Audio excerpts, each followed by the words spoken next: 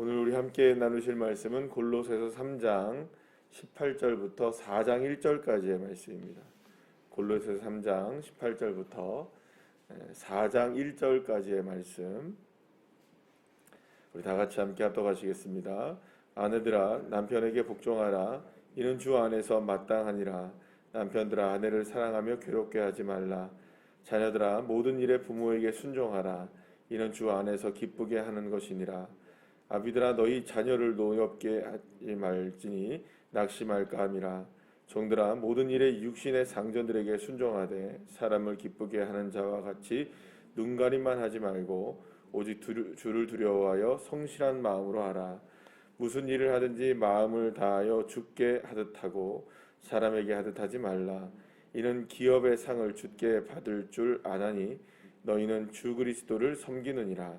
불의를 행하는 자는 불의의 보응을 받으리니 주는 사람을 외모로 취하심이 없느니라. 상전들아 의와 공평을 종들에게 베풀지니 너희에게도 하늘의 상전이 계심을 알지어다. 아멘. 할렐루야. 교회의 건강함은 그 성도들의 그 가정의 건강함과 직결되어 있다고 해도 과언이 아닙니다. 그래서 가정이 건강하면 교회도 건강해지고 또 교회가 건강해질 때 또한 가정도 건강해집니다. 그래서 교회와 가정, 개인 모든 이 삼박자는 결코 어느 곳에 중심이 흐트러져서는 안 되는 겁니다. 교회만 건강한 건 없고 또 가정만 건강한 교회도 없고 그러니까 모든 것이 다 건강해져야 되는 거죠.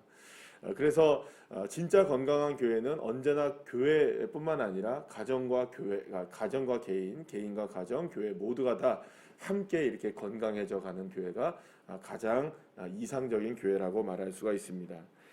바울은 건강한 교회가 될 수 있는 그 유일한 그 길 하나를 우리에게 제시를 했었는데요. 그게 뭐냐 하면 오직 예수 그리스도를 머리에 두고 으뜸이 되게 하는 것이라고 분명히 말한 바가 있습니다. 그러니까 교회가 예수 그리스도가 머리가 된다는 것을 우리가 잘 알고 있죠. 그런데 가정도 마찬가지로 누가 으뜸이 되셔야 할까요? 하나님이 으뜸이 되시고 예수 그리스도가 으뜸이 되어야만 그 가정도 역시 그 건강한 가정이 될 수 있는 겁니다. 그럼 마찬가지로 개인도 그의 삶이 누가 으뜸이 되어야 될까요? 예수가 으뜸이 되는 겁니다. 그러니까 교회의 구조와 가정과 개인은 모두가 다 동일하다고 볼 수가 있습니다. 그래서 결국에는 건강한 교회, 건강한 가정, 건강한 개인 모두가 다 예수를 으뜸으로 세울 수 있느냐에 대한 문제라고 볼 수가 있는 것이죠. 결국에는 그러니까 어제 우리가 함께 말씀을 나눈 것처럼 어제 주일날 말씀을 나눈 것처럼 모든 일에나 말에나 모든 행동에나 모든 것을 다 누구의 이름으로 하는 겁니까? 주 예수의 이름으로 하는 거죠. 예수의 이름으로 한다는 말은 결국엔 누구를 앞세운다는 겁니까? 말이나 행동이나 모든 것에 예수님을 으뜸되게 하는 것. 그래서 그런 가정이 건강한 가정이 될 수 있게 되는 겁니다. 사실은 그러니까 결혼을 해서 둘이 한 몸이 될 수 있는 그 놀라운 비밀 중에 하나는 절대로 개인과 개인이 만나서 한 마음으로 하나가 될 수 있는 게 아닙니다. 여러분들 마음으로 하나가 될 수 있는 사람들이 있을까요, 없을까요? 이 땅에. 마음으로 하나가 될 수 있는 사람은 사실 이 땅에 존재하지 않습니다. 우리 말하자면 우리의 가정의 자녀들도 뱃속에서 나온 자녀들도 부모와 하나의 마음이 될까요, 안 될까요? 사실은 그게 불가능해요. 형제들 같은 뱃속에서 나왔던 형제들도 마음이 같을까요, 다를까요? 달라요. 마음이 하나가 우리가 그냥 가만히 있어서 마음이 노력해서 마음이 하나가 될 수 있다는 것은 절대로 불가능한 일입니다. 이 땅 가운데 나랑 마음이 같은 사람을 만난다, 생각이 같은 사람을 만난다. 여러분 이거 꿈 깨셔야 됩니다. 아니 우리가 같이 결혼을 해서 살아도 마음이 같습니까, 안 같습니까? 예, 한 이불을 덮고 살아도 마음이 안 같거든요. 내 뱃속에서 나와도 안 같거든요. 그러니까 사실은 이 땅에서 우리가 생각할 때 마음이 같은 사람을 찾으면 안 되고 생각을 같은 사람을 찾는다고 해서 될 일이 아닌 겁니다. 그러면 가장 중요한 게 뭐냐? 우리가 예수 그리스도가 으뜸이 되고 예수 그리스도가 머리가 된다는 건 뭐냐? 우리의 기준과 초점을 누구에게 맞추는 겁니까?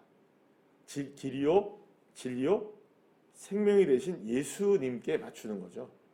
그래서 교회가 예수가 머리가 되고 예수님이 으뜸이 된다는 것은 사람의 사람과의 생각과 마음을 맞춰 나간다는 것이 아니라 예수에게 맞춰 나가는 것이고요.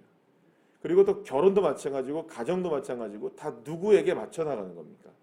그러니까 하나가 된다는 것은, 부모를 떠나서 하나가 된다는 것은 결국에는 예수에게 서로가 맞춰 나가는 겁니다. 그러니까 내 생각과 내 뜻을 같이 맞춰 나간다는 게 아니라 내 생각이 누구의 생각으로 맞춰 나가고 예수의 생각으로 맞춰 나가고 내 마음을 누구의 마음으로 맞춰 나가는 거예요.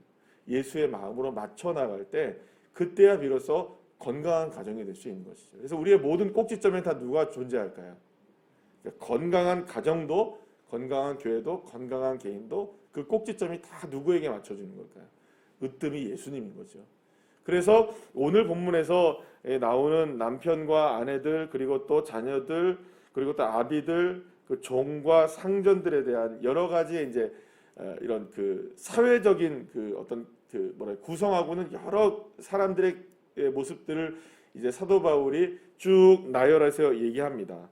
아내들은 이래야 되고, 남편들은 이래야 되고, 자녀들은 이렇게 해야 되고, 또 뭐 종들과 상전은 이렇게 해야 된다라고 얘기했을 때 여기서 이제 제일 중요한 건 뭐냐면 23절 말씀에 이렇게 얘기를 하죠. 무슨 일을 하든지 마음을 다하여 누구께 하듯 해라.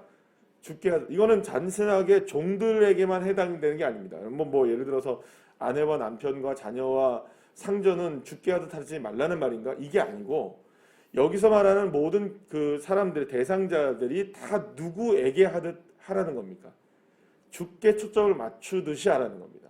사랑도 할 때, 그리고 또 우리가 권면을 할 때, 또 우리가 복종을 할 때, 노엽게 하지 않을 때, 또 우리가 순종할 때, 이 모든 것들이 다 누구에게 초점을 맞추며 해야 되는 걸까요? 죽게 하듯 하는 겁니다. 그러니까 말에나 일에나 다 주 예수 그리스도의 이름으로 하라고 했던 그 사도 바울은 오늘 가정에, 그리고 또 우리의 사회 속에, 그리고 또 우리가 경험하는 많은 인간 관계들 속에서 그 관계들이 다 누구에게 초점을 맞춰야 된다. 예수에게 초점을 맞춰야 되는 겁니다.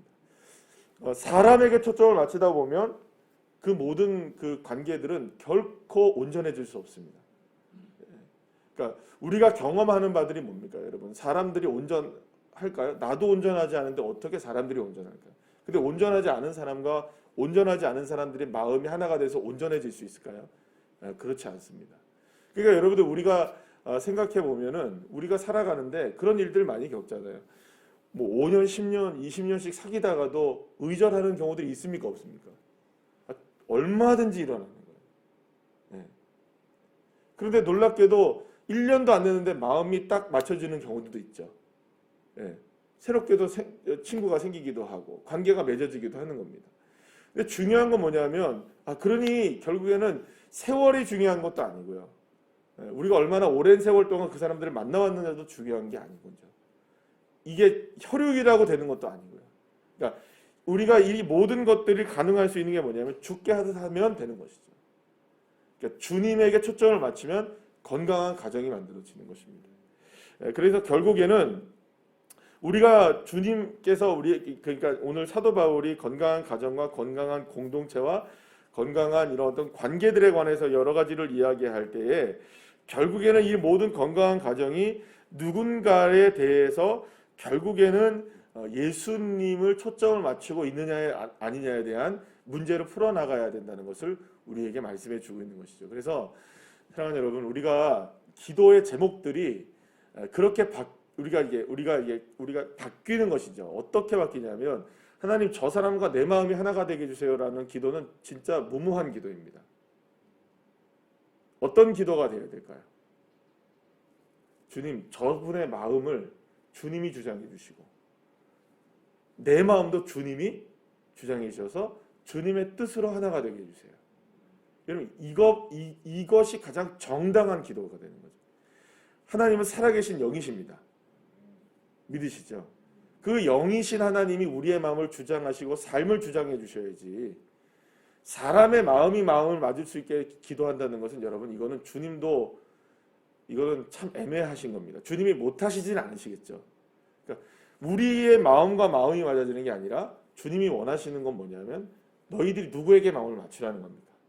주님께만 마음을 맞추면 되잖아요. 왜냐하면 주님이 길과 진리와 생명이시잖아요. 진리이신 그분에게 우리의 생각을 맞추고 마음을 맞추는 게 그게 빠른 것이지. 그래서 여러분 기도할 때 그렇게 기도하시길 바랍니다. 그러니까 저도 그렇고 여러분들 모두가 다 주님, 저분의 마음을 주님이 만져주시고 주님이 찾아가셔서 말씀해 주시고 주님이 다가가셔서 위로해 주시고 주님이 다가가셔서 생각나게 해주시고 내 생각이 아니라 누구의 생각. 그러니까 여러분 내 생각은 다를 수 있잖아요. 내 생각이 정당하지 않을 수 있잖아요. 예. 주님의 생각으로 맞춰지게 돼야 되는 것이죠. 이번에 여기 이제 오늘 새벽 예배 나오신 분이니까 순장님들이 궁금하실 거예요. 순장들이 다 찾는가 안 찾는가. 예. 청년들은 아직 이제 제가 조금 더 이렇게 좀 기회를 다시 이제 좀 주려고 여러 가지를 생각 중에 있어서 청년들한테는 제가 그 공지를 안 했어요, 일부러. 청년들 중에서도 한 명이 한다고 얘기를 했고, 그 나머지는 거의 대부분 찾습니다. 어제 밤에 10시까지 이렇게 신청을 하셨더라고요. 근데 거기에 보니까 어떤 분은 뭐예요? 지원 동기? 거기에다가 뭘 쓰셨냐면 하나님이 오늘 예배를 드리는데 찔림을 너무 주셔가지고 저가 안 찔렸거든. 제가 찔렀나요? 제가 설교를 막 해야 됩니다. 가서 막 얘기한 번 한 번도 없거든요. 저는 기도만 딱 했어요. 하나님께서 분명히 하나님께서 하게 하실 분들은 본인들에게 주님께서 다가가셔서 사람의 말이 아니라 주님이 마음을 주셔서 주님이 감동을 주시고 주님이 원하시는 분들에게 주님이 다가가셔서 주님께서 생각을 주시고 마음을 주실 줄 믿습니다. 딱 그 기도가 있어요. 저는 다른 거 하나도 안 했습니다. 주님이 하시는 일이에요. 다 주님이. 어떻게 제가 마음을 다 움직일 수 있겠어요? 어떻게 사람들이 마음을 움직일 수 있겠어요? 하나님이 하시는 것이죠.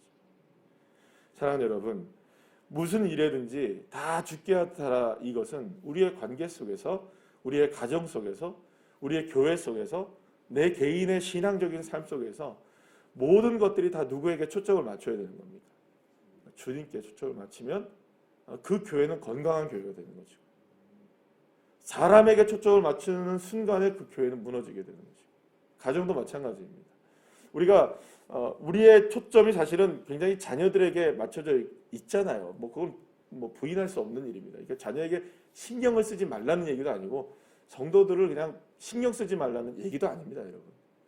진짜 가장 신경 쓰는 건 뭘까요? 우리가 가장 신경 써야 되고 가장 집중해야 되는 건 뭐냐면 자녀들을 위해서든지 혹은 우리가 성도들을 위해서든지, 특히 이제 오늘은 가정에 대한 부분이니까, 관계에 대한 부분이니까 어떤 누구를 위해서 기도할 때 하나님 이 영혼이 주님에게 초점을 맞추는 영혼이 되게 주님 도와주세요.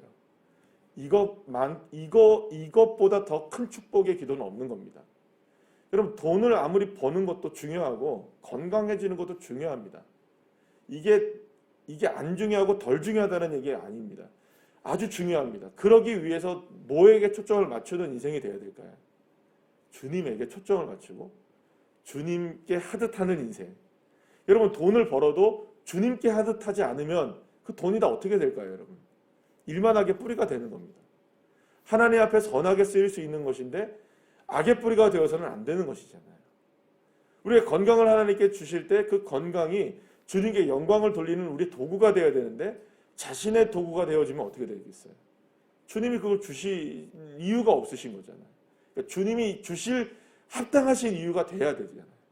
우리의 자녀들에게, 우리의 가정에게 하나님께서 그 가정의 자녀들과 우리를 세우실 만한 이유가 되실 수 있도록 주님께 기도하는 것이죠.